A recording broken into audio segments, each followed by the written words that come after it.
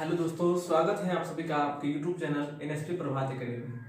दोस्तों, मेरा नाम प्रभात हुआ और हम आप लोगों को 2021 की जो मैट्रिक एग्ज़ाम होने वाली है 17 फरवरी को, उस एग्ज़ाम को लेकर के हम आप लोगों को ऑब्जेक्टिव क्वेश्चन पर विशेष फोकस देने वाले हैं। तो आप हमारे इस चैनल से जुड़ जाइए अगर अभी तक नहीं जुड़े हैं तो, और हो सके तो इस चैनल को आप जितना ज़्यादा हो सके तो शेयर कीजिए ताकि इसका लाभ बहुत सारे विद्यार्थियों को मिल सके। तो आज हम का जो क्लास है वह बहुपद का क्लास है। बहुपद से के कुछ सवाल से बहुत ऐसे क्वेश्चन आते हैं जो खास करके आपके किताब में नहीं रहते हैं, फिर भी वह क्वेश्चन आपके बोर्ड में पूछे जाते हैं।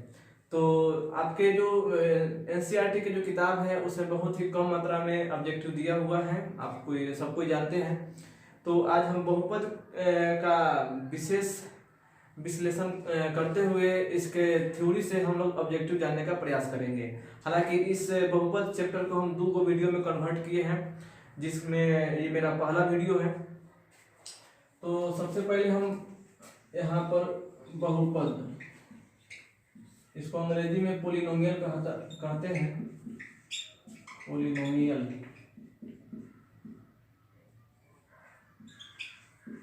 इसको अंग्रेजी में पोलिनोमियल कहा जाता है। तो आपके परीक्षा में सबसे पहला प्रश्न बहुपद से रिलेटिव पूछ सकता है कि 4 ऑप्शन आपको दिया हुआ रहेगा, जिसमें आपका एक ऑप्शन कुछ अलग टाइप का है। तो उसमें आपसे पूछा जाएगा कि इसमें बताइए निम्न में कौन बहुपद है। और कभी कभी पूछ सकता है कि बताइए कि निम्न में कौन बहुपद नहीं है। तो सबसे पहले हम लोग ये जानेंगे कि बहुपद होने के लिए क्या शर्त होती है। उस शर्त को पहले हम लोग जानने का प्रयास करेंगे। बहुपद होने के लिए पहला शर्त है कि चर राशि बटा में नहीं होना चाहिए, बटा में नहीं होना चाहिए। शर्त आप लोग नोट करेंगे, चर राशि बटा में नहीं होना चाहिए। और दूसरा शर्त है चर राशि रूट में नहीं होना चाहिए। और तीसरा शर्त है चर राशि का घात ऋणात्मक नहीं होना चाहिए, ऋणात्मक नहीं होना चाहिए, मतलब माइनस में नहीं होना चाहिए। और चर तो आप लोग समझते हैं, ए से लेकर जेड तक को हम लोग चर कहते हैं। यानी कि एबीसीडी में कोई भी अक्षर यदि अगर बटा में है तो बहुपद नहीं है, रूट में है फिर भी बहुपद नहीं है, उसका घात पावर में अगर माइनस देख रहे हैं, ऋणात्मक है, तभी भी बहुपद नहीं है। तो ये आपका शर्त है। अब हम आगे बात करते हैं बहुपद के प्रकार, जो खास करके आपसे निरूपण उससे पूछा जाएगा। जैसा कि आप लोग जानते हैं कि बहुपद 5 प्रकार के होते हैं मुख्य रूप से, जिसमें आपसे पूछा जाएगा रैखिक बहुपद, रैखिक बहुपद। रैखिक बहुपद का आपसे पूछा जाएगा निरूपण, निरूपण क्या होती है। तो जैसे रैखिक बहुपद का निरूपण आपसे पूछा जाए तो उसका जवाब यही है ax प्लस माइनस b।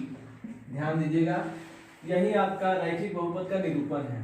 और इसके घात अर्थात पावर का मान, या फिर इससे शून्यक पूछेगा रैखिक बहुपद का तो 1 होगा। तो जैसे प्रश्न आपका बनाया जा सकता है कि रैखिक बहुपद के शून्यक कितने होते हैं, ऑप्शन डाल देगा 0, 1, 2, 3। तो आप देख सकते हैं रैखिक बहुपद का जो शून्यक होता है 1 होता है और घात भी 1 होता है। अब हम बात करते हैं दूसरे द्विघात बहुपद के। द्विघात बहुपद, इसका भी आपसे पूछा जा सकता है निरूपण। इसका निरूपण दूसरे नंबर पर है। द्विघात बहुपद का निरूपण जो होता है ax square plus minus b x plus minus c बराबर 0, यही द्विघात बहुपद का निरूपण होता है। और इसका भी घात अगर आपसे पूछता है या फिर शून्यक पूछता है तो इसका जवाब 2 होगा, क्योंकि द्विघात बहुपद में घात 2 होता है और शून्यक भी 2 होता है। अब हम तीसरे बहुपद की बात करते हैं, त्रिघात बहुपद।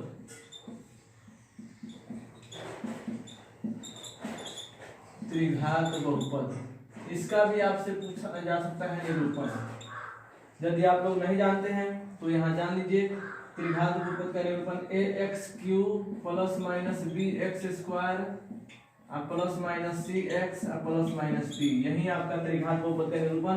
और इसमें भी अगर आपसे पूछा जाता है कि इसका घात कितना है या फिर शून्यक कितना है, तो इसका जवाब 3 ही होगा।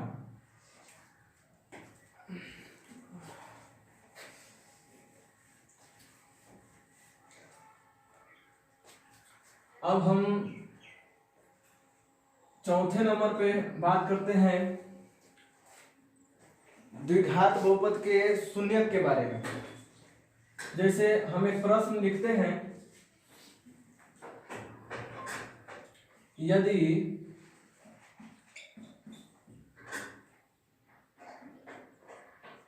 बहुपद ax² plus minus bx plus minus c, ये तो बहुपद का निरूपण है, आप सबको ही जानते हैं। और इसके पहले हम बताया भी है कि यह द्विघात बहुपद का निरूपण है, ax² plus minus bx plus minus c। खूब गौर से इसको देखिएगा, और इससे ऑब्जेक्टिव आपका कई तरह से पूछे जा सकते हैं। तो यहाँ पर दिया हुआ है ax² plus minus bx plus minus c, तो यहाँ पर इतना के शून्यक अल्फा और बीटा है, तब इसमें आपसे पहला ऑब्जेक्टिव पूछ दे कि अल्फा, हालांकि अल्फा इस तरह से भी लिखते हैं और इस तरह से भी हम लोग अल्फा लिखते हैं, तो किसी एक का प्रयोग हम लोग करते हैं। तो यहाँ अल्फा प्लस बीटा यदि आपसे पूछा जाता है तो इसका सूत्र आपको याद होना चाहिए -b/a। उसी तरह से यदि आपसे पूछता है अल्फा गुना बीटा, तो उसका भी सूत्र आपको याद होना चाहिए c/a।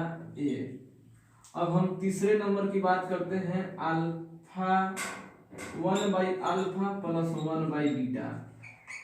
अक्सर आप एग्जाम में देखे होंगे, कुछ बहुपद दिया हुआ रहेगा और उस बहुपद में आपको कहेगा इतना का मान क्या होगा, तो इसका डायरेक्टली सूत्र भी होता है -b/c, यही इसका डायरेक्टली सूत्र होता है 1/α प्लस 1/बीटा। और चौथे नंबर की हम बात करते हैं, alpha to the power -1 plus beta to the power -1। कभी कभी इस टाइप से भी प्रश्न रहता है, तो इसका भी जवाब यही होगा -b/c ही होगा, क्योंकि जब आप इसको चेंज करेंगे, चेंज करने के बाद पुनः यह इसी अवस्था में आ जाएगा, इसलिए इसका भी सूत्र यही होगा।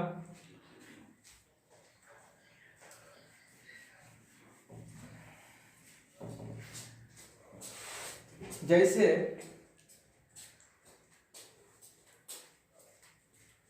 एक प्रश्न है आपके सामने, इसको साफ करते हैं।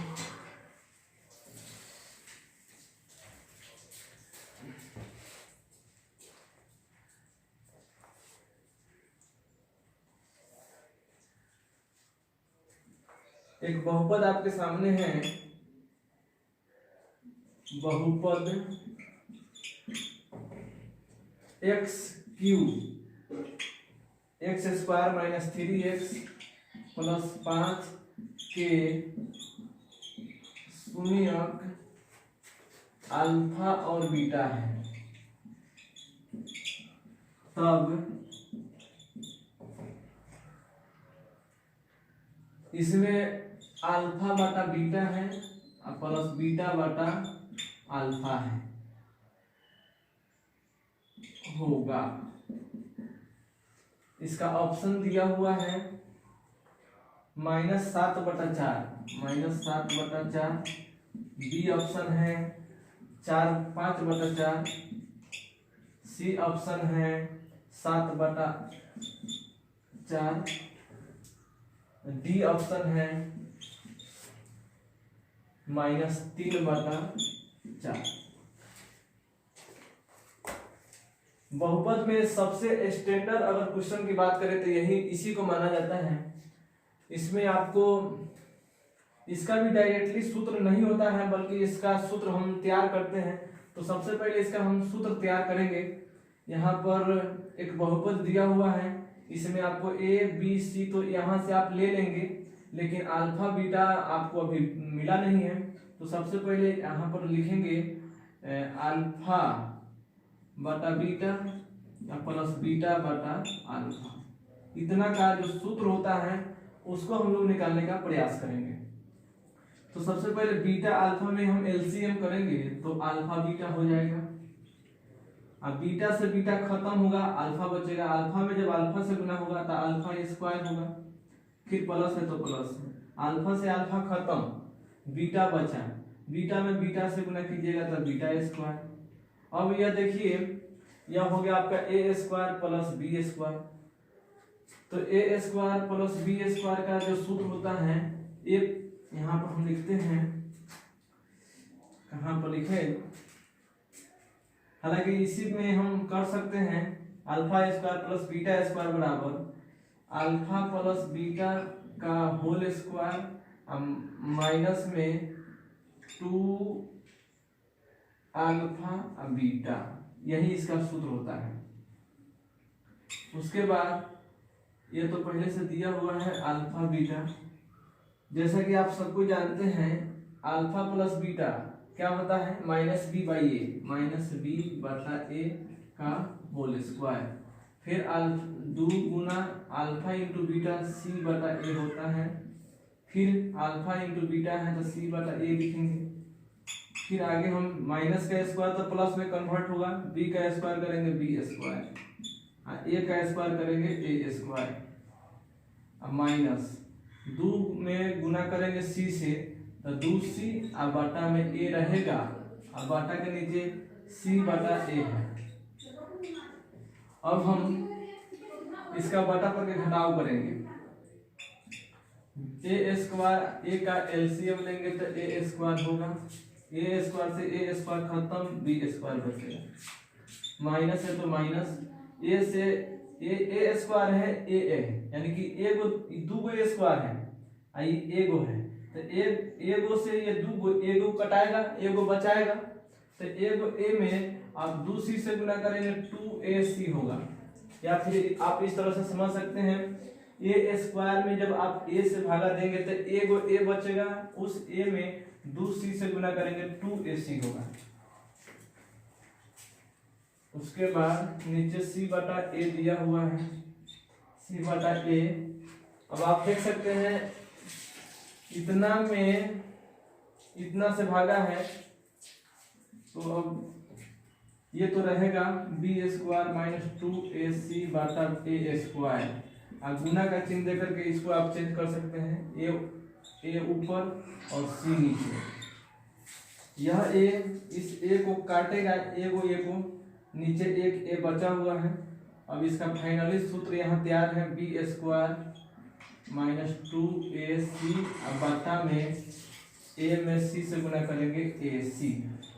तो आप अब इस क्वेश्चन का जवाब इस सूत्र पर दे सकते हैं, यहाँ पर b स्क्वायर माइनस 2ac/ac।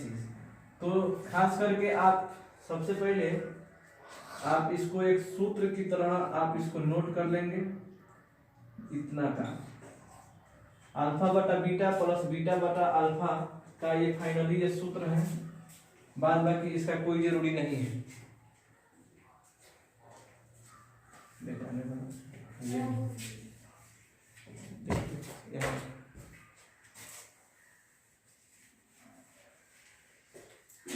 तो आप देख सकते हैं बीटा बटा अल्फा बटा बीटा प्लस बीटा बटा अल्फा का ये फाइनली सूत्र है, b स्क्वायर माइनस 2ac बटा में ac, यही सूत्र है। इस सूत्र का आप हमेशा दिमाग में बैठा के रखिए, ताकि परीक्षा में जैसे इस सूत्र आता है, इस टाइप का अगर प्रश्न आता है तो उसका जवाब आप देने में आसानी से दे सके। बी स्क्वायर है तो बी का मान इसमें देखिए प्रश्न में कितना दिया है, -3 का होल स्क्वायर -2 गुना ए का मान दिया है 1 और सी का मान दिया है 5। अब बता में ए का मान फिर 1 है और गुना सी का मान दिया हुआ है 5। अब आप देखेंगे माइनस का स्क्वायर खत्म हो जाएगा प्लस में, 3 का स्क्वायर 3 तिहाई 9 -2 एकम 2 2 5 10। यहाँ पर 1 में 5 से गुना कीजिएगा 5 होगा और 9 में से 10 घटेगा, कम में से ज्यादा वाला घटता है तो माइनस लग करके 9 में से 10 घटेगा -1/5। यही आपका आंसर होगा।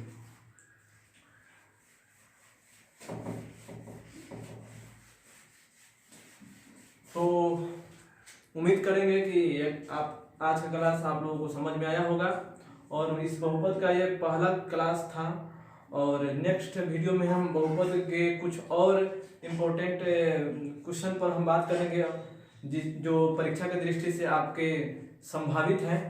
तो मिलते हैं नेक्स्ट वीडियो में, तब तक के लिए धन्यवाद।